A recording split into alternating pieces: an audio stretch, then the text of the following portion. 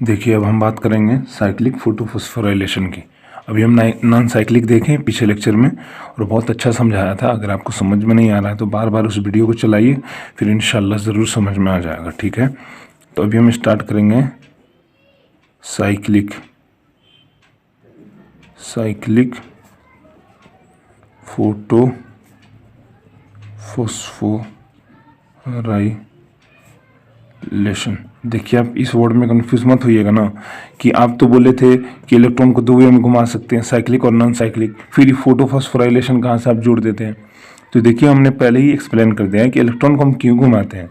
हम इलेक्ट्रॉन को इसलिए घुमाते हैं ताकि हमारा एटीपी का फॉर्मेशन हो, और एटीपी के फॉर्मेशन को ही फॉस्फोराइलेशन कहते हैं। तो अगर साइक्लिक में घुमाएंगे तो जो एटीपी का फॉर्मेशन होगा उसको साइक्लिक फोटोफॉस्फोराइलेशन कहेंगे। नॉन साइक्लिक में घुमाएंगे एटीपी का फॉर्मेशन होगा तो नॉन साइक्लिक फोटोफॉस्फोराइलेशन कहेंगे।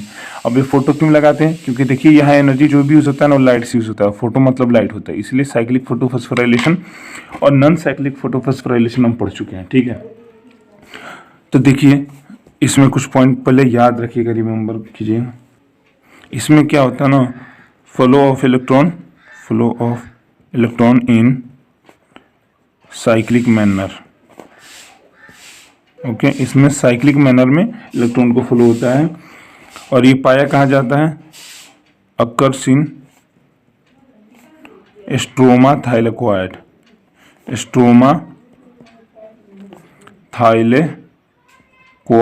या स्ट्रोमा लेमेली, उसी को बोलते हैं स्ट्रोमा लेमेली। ठीक है, देखिए हम फिर बता दे रहे हैं, ये हमारा क्लोरोप्लास्ट, ये जो कॉइन की तरह रहते हैं ना, कॉइन के थक्के की तरह, इसको बोलते हैं हम ग्रेना थाइलेकोइड। और ये जो है ना, ये हमारा ये चैनल की तरह जो दोनों को कनेक्ट करता है, एक से ज़्यादा ग्रेना को, इसको हम कहते हैं स्ट्रोमा थाइलेकोइड या स्ट्रोमा लेमेली। और चूंकि इसमें सिर्फ PS1 पाया जाता है ना, ठीक है, इसलिए इसी में चलता है हमारा cyclic photophosphorylation. Cyclic photophosphorylation stroma lamellae में क्यों चलता है, क्योंकि यहां सिर्फ PS1 पाया जाता है। और दूसरे लैंग्वेज में हम लिखें तो इन दिस साइक्लिक पैटर्न,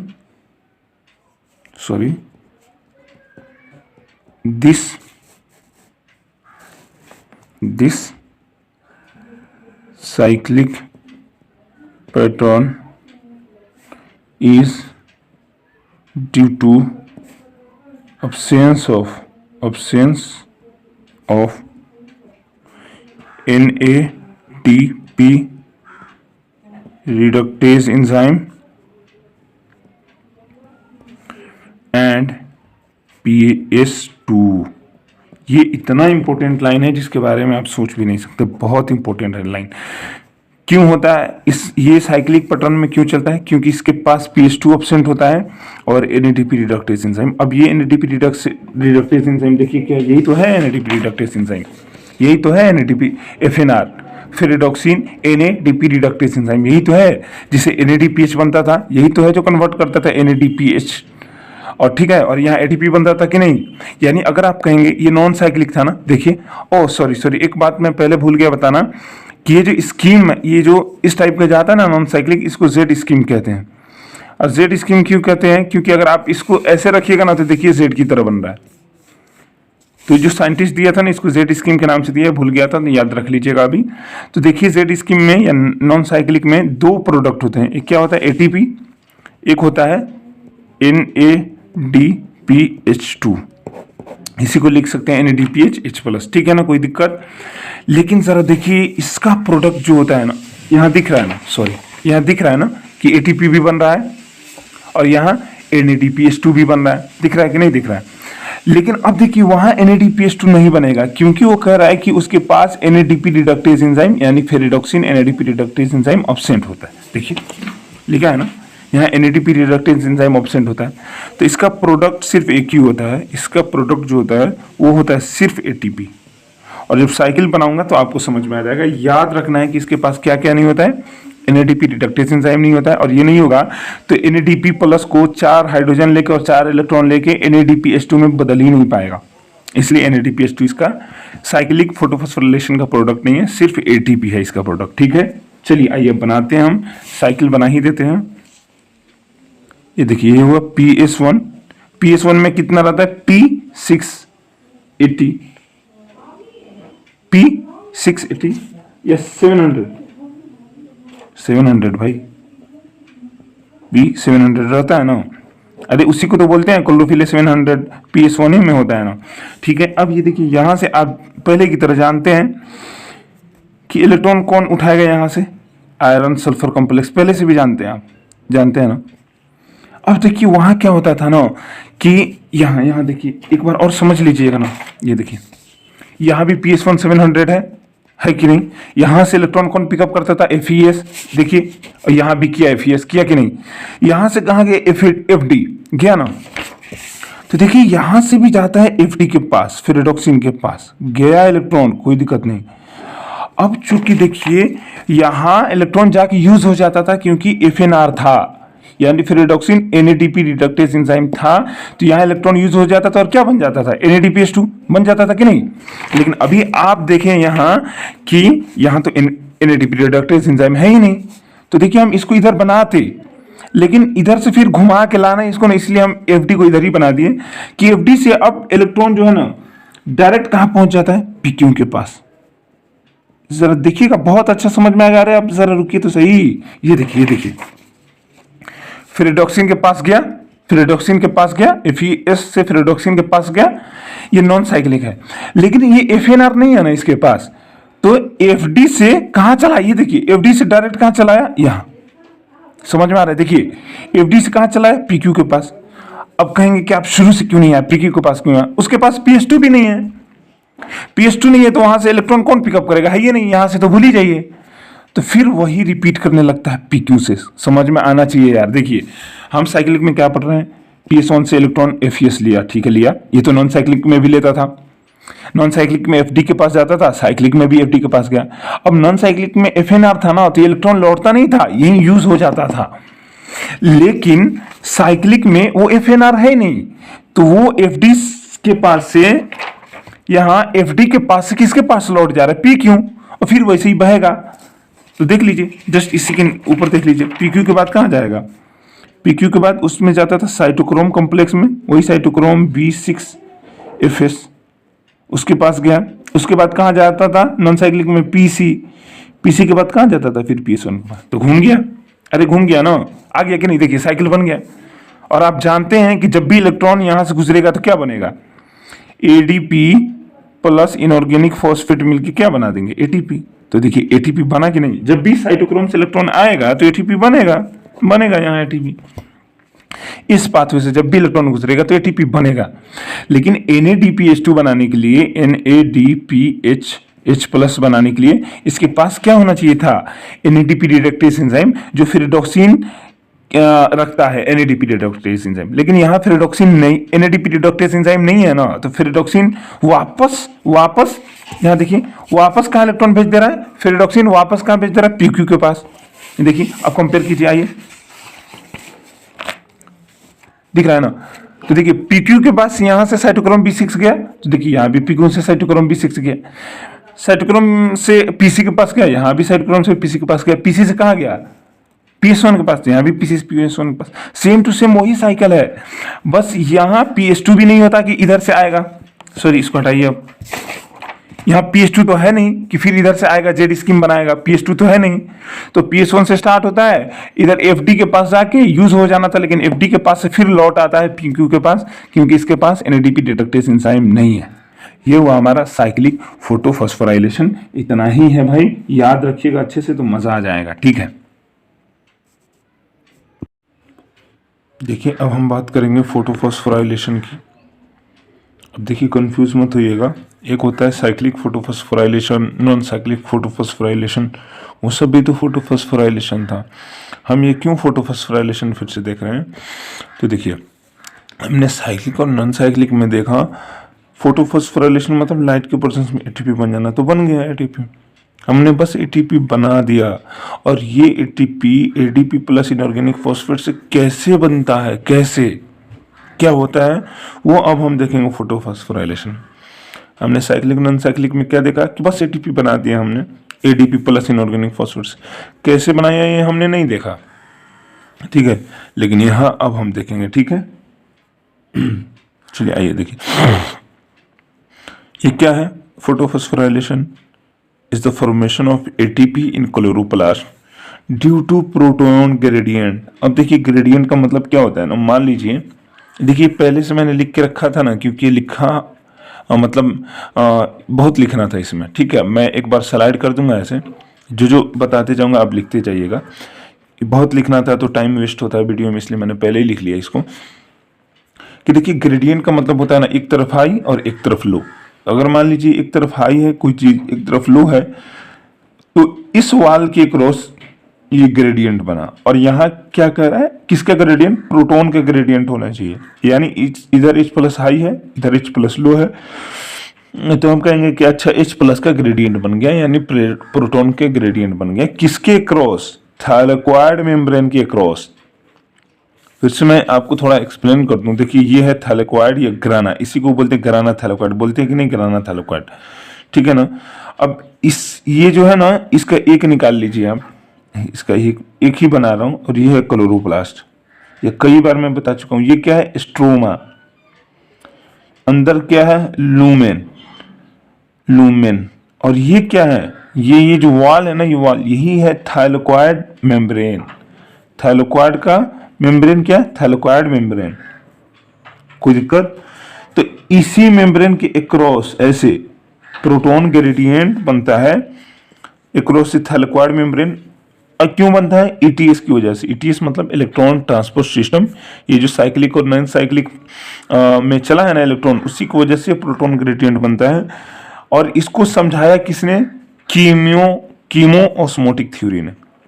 किसने समझाया इस बात को कि प्रोटॉन ग्रेडियंट बनता है उस थैलेक्वाइड मेम्ब्रेन के क्रॉस, उसी की वजह से एटीपी फॉर्मेशन होता है, ये समझाया किसने, कीमोस्मोटिक थ्योरी ने।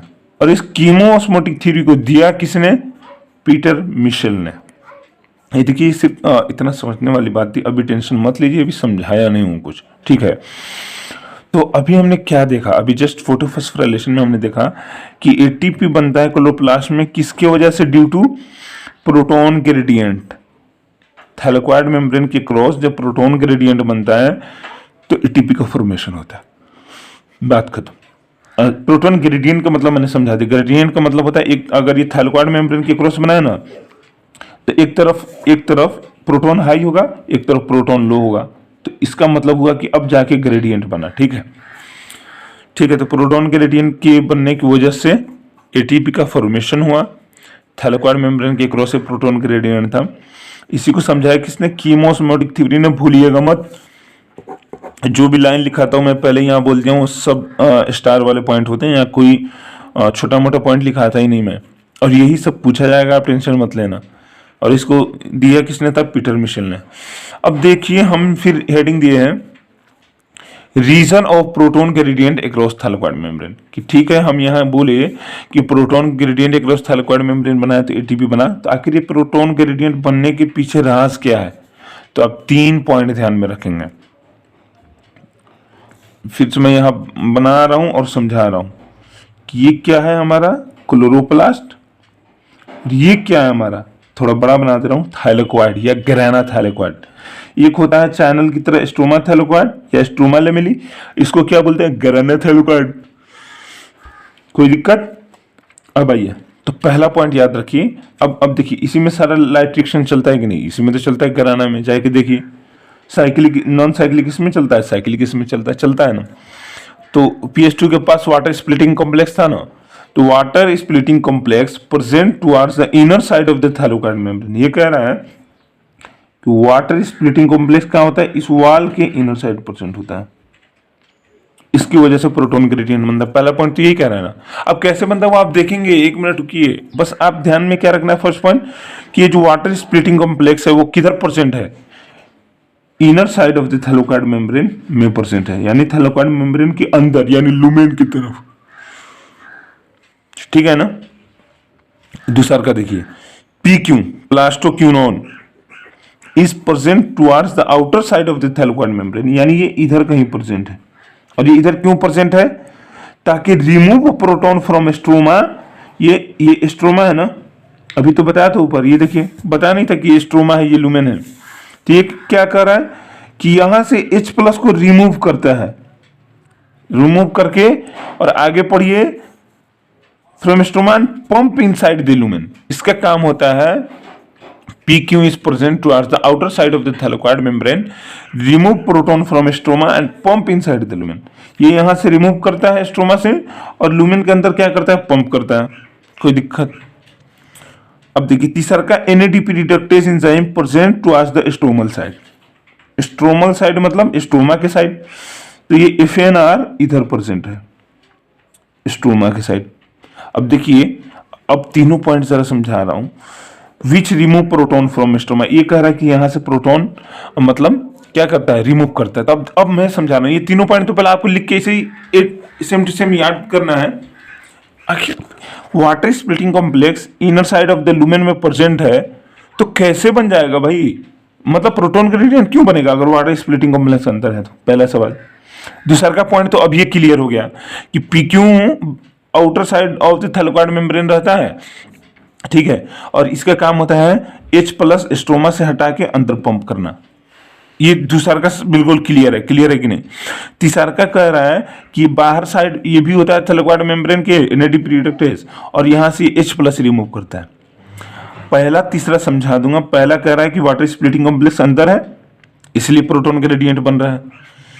दूसरा का तो समझ में आ गया कि प्रोटॉन ग्रेडियंट बनेगा भाई, क्यों नहीं? क्योंकि एक जगह से खाली कर रहा है, दूसरी जगह ठूस रहा है, तो कहीं ज्यादा तो हो ही जाएगा, कहीं कम तो हो ही जाएगा।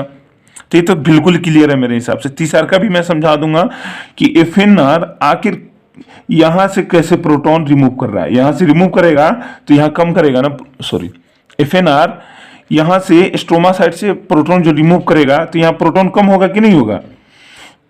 होगा ना। तो अभी देखिए अगला में आ जाइए। एक तो मैंने आप लोगों के लिए ये बनाया है डायग्राम, आपको भी एग्जैक्टली ऐसे ही बना लेना है, क्योंकि NCERT में ऐसे ही बना और आपको बनाना है। देखिए हमने ना इसको नॉन साइक्लिक वाले को यहां बना दिया। देखिए ये PH2 है, PH2 से PQ के पास गया, PQ से साइटोक्रोम BC, साइटोक्रोम के बाद PC, PC के बाद PS1, PS1 के बाद FD, FD के बाद FNR।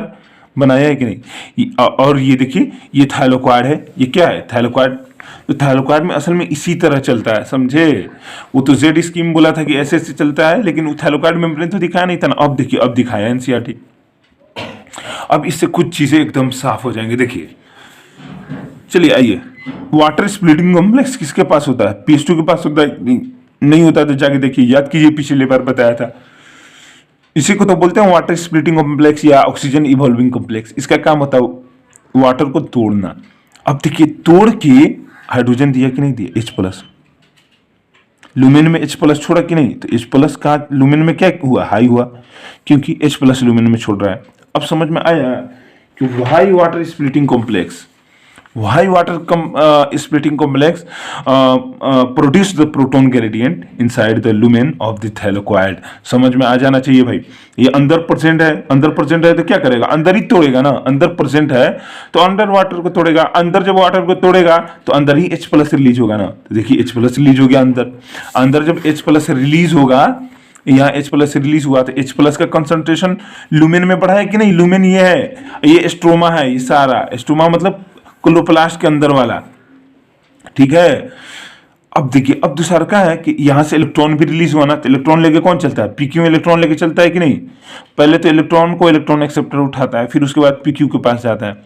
तो अब देखिए PQ ऐसा हम वहां नहीं दिखाया था, हम सीधे बोले थे कि PQ से इलेक्ट्रॉन साइटोक्रोम के पास चला जाता है। असल में ऐसे होता है। देखिए, इलेक्ट्रॉन ले जाने के लिए कोई नेगेटिव चार्ज कैसे चार्ज होके ले जाएगा? नहीं ले जाएगा ना, खाली चार्ज नहीं ढो सकता। तो इलेक्ट्रॉन क्या होता है? नेगेटिव चार्ज होता है। तो इसको एक H प्लस उठाता है ये, ताकि H प्लस और ये इलेक्ट्रॉन माइनस मिलके, इलेक्ट्रॉन तो ढोए पर चार्ज नहीं रहे इसके पास। समझिए, समझ में आया? तो ये PQ इलेक्ट्रॉन यहां लेता है और इधर से H लेता है और बना देता है क्या? PQH2, मतलब 2 H प्लस लेता होगा। PQH या H2 जो भी कहना, बना देता है। बना दिया ना। अब ये PQH2 के फॉर्म में ही यहां तक PQ आता है। ये क्या किस फॉर्म में आ रहा है? PQH2 या H, ठीक है।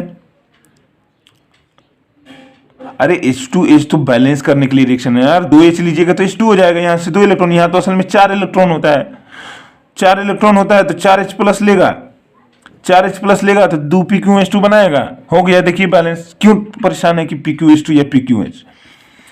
देखिए इलेक्ट्रॉन यहां से लिया, इलेक्ट्रॉन को कोई भी चार्ज, जो भी चार्ज होता है ना वो अनस्टेबल होता है, चार्ज में हो, ठीक है, चार्ज से ज्यादा अनचार्ज मोलिक्यूल स्टेबल होता है, अनचार्ज में मतलब कोई भी मोलिक्यूल ज्यादा स्टेबल होता है, तो इस चार्ज में लेकर नहीं घूम सकता, तो H प्लस लेता है और इधर से इलेक्ट्रॉन लेता है और PQH बना लेता है, और PQH के फॉर्म में ही साइटोक्रोम के पास आता है। साइटोक्रोम के पास H प्लस को क्या करता है, साइटोक्रोम अंदर पंप कर देता है, तो फिर इलेक्ट्रॉन खाली हो गया कि नहीं चलने के लिए, फिर इलेक्ट्रॉन खाली हो गया।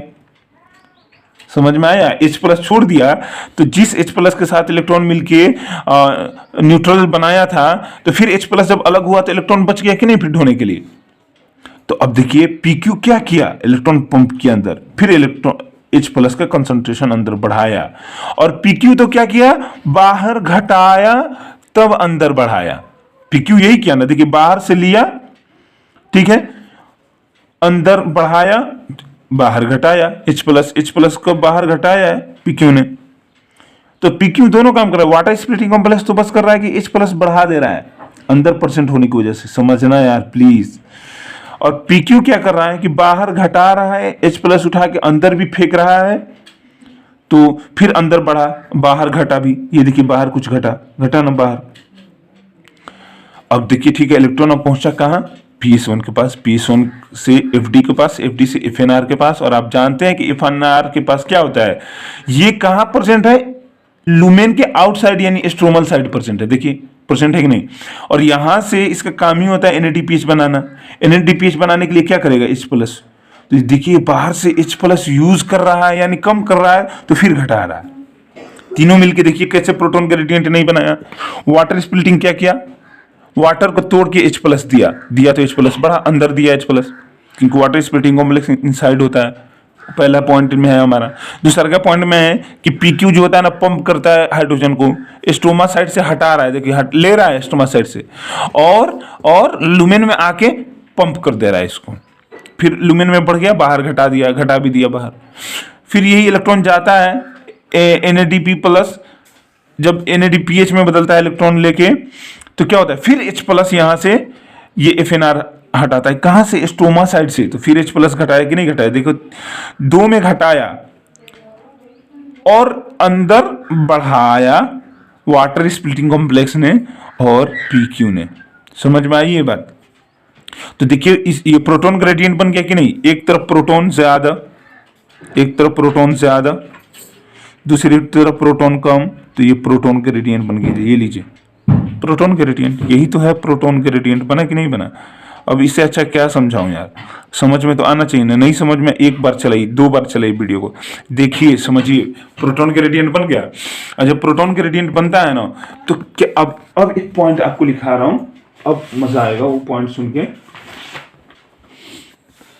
इन दिस वे, ये पॉइंट मजेदार है एकदम, रुक जाइए।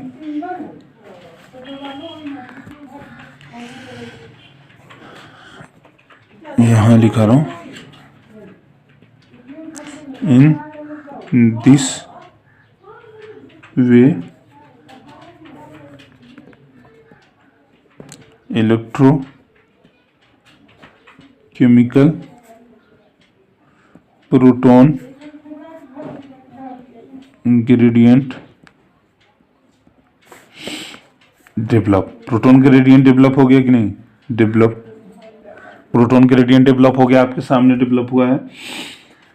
Cos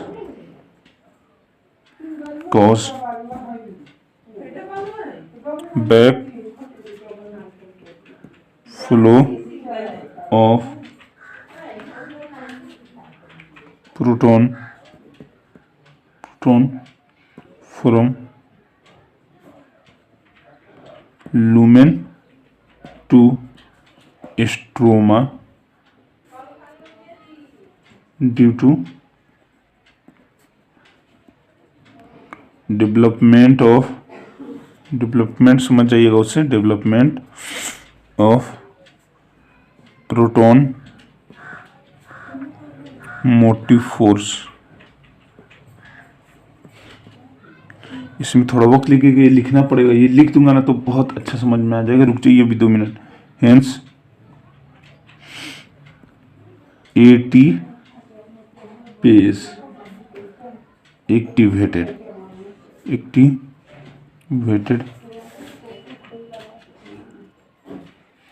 and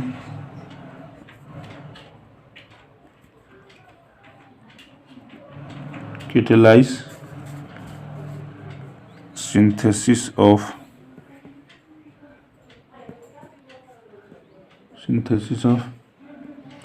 ATP from ADP plus inorganic phosphate. अब देखिए ये अगर समझ में आ गया ना तो फिर आपका एकदम ये फोटोफॉस्फोराइलेशन खत्म और कीमोस्मोटिक थ्योरी खत्म। कीमोस्मोटिक थ्योरी प्रोटॉन ग्रेडियंट बना रहा था ना, कीमोस्मोटिक थ्योरी बताया कि कितने रीजन है प्रोटॉन ग्रेडियंट के? 3। एक के वाटर स्प्लिटिंग कॉम्प्लेक्स अंदर होता है तो इस वाटर को तोड़ता है तो H+ रिलीज होता है अंदर ही। दूसरा का रीजन था कि PQ जो होता है ना बाहर साइड % होता है, देखिए बाहर साइड % है। ये क्या करता है? H+ स्ट्रोमा से उठाता है और अंदर पंप करता है साइटोक्रोम के द्वारा। फिर एक तीसरा का बोला कि FNR जो होता है वो स्टोमल साइड % होता है, यानी आउटसाइड दी लूमेन के आउटसाइड % होता है स्ट्रोमा में, और यहाँ से H+ रिमूव करता है NADPH बनाने में। तो यहाँ कम कर रहा है, यहाँ कम करके यहाँ बढ़ा रहा है और यहाँ बढ़ा रहा है, तो प्रोटॉन ग्रेडियंट बन गया। अब देखिए कर in this way proton gradient develop cause back flow of proton. ये एक मिनट रेट कहाँ गया भाई? ये देखिए जब प्रोटॉन ग्रेडियंट डेवलप होता है तो क्या होता है? बैक फ्लो ऑफ प्रोटॉन, यानी फिर बैक फ्लो होता है from lumen to stroma back flow होगा, back flow due to development of proton motive force. ये याद रखिएगा। आखिर बैक फ्लो क्यों होता है कोई चीज? क्योंकि एक फोर्स डेवलप होता है, उसका नाम होता है प्रोटॉन मोटिव फोर्स। जब एक तरफ प्रोटॉन ज्यादा हो जाता है, एक तरफ प्रोटॉन कम हो जाता है थैलेक्वाड लुमेन में, ठीक है, तो अब प्रोटॉन ग्रेडियंट बना। जब प्रोटॉन ग्रेडियंट बना ना तो एक फोर्स काम करता है, उसका नाम है प्रोटॉन मोटिव फोर्स, ठीक है।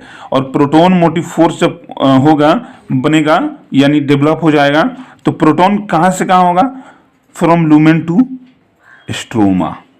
H+ कहां से कहां बैक फ्लो होगा? बैक फ्लो मतलब दोबारा फिर इधर फ्लो होगा। देखिए पहले तो इधर से इधर फ्लो किया गया था, अब दोबारा इधर फ्लो होगा, back flow from lumen to stroma due to development of proton motive force, hence ATPase activated. ये जो बनाया है ना मैंने, देखिए एक तो गोल बनाया है जो वाल में धंसा हुआ है वाल के साथ साथ, और एक बाहर बनाया है ऐसे। देखिए ये दोनों मिला के ATPase है। ये क्या है? ATPase। ATPase एक एंजाइम है जो ATP फॉर्मेशन को कैटालाइज करता है। इसमें जो ये है ना, जो ये गोल वाला जो है, ये देखिए ये गोल जो है ना दीवार में धंसा हुआ है, इसको बोलते हैं F0 पार्टिकल। और बाहर ये वाला जो निकला हुआ है, ये वाला इसको बोलते हैं F1 पार्टिकल। F0 दोनों को मिला के ATPase को ही बोलते हैं F0 F1 पार्टिकल। F0 जो होता है दीवार में धंसा होता है, F1 जो होता है स्टोमल साइड होता है, दीवार से निकला हुआ, प्रोजेक्टेड। अब ये ATPase क्या होता है? एक्टिवेटेड हो जाता है और कैटालाइज करता है synthesis of ATP from ADP plus inorganic phosphate. अब समझ में आया ये कैसे फॉर्मेशन होता है? असल में प्रोटॉन ग्रेडियंट बनता है। हम तो साइक्लिन अनसाइक्लिन में बस ऐसे करके ATP प्लस ADP लिख दिए थे, तो यही बनेगा अब क्या? ADP प्लस इनऑर्गेनिक फॉस्फेट से मिलके क्या बनेगा? ATP। ये लीजिए, ये हो गया आपका फोटोफॉस्फोराइलेशन।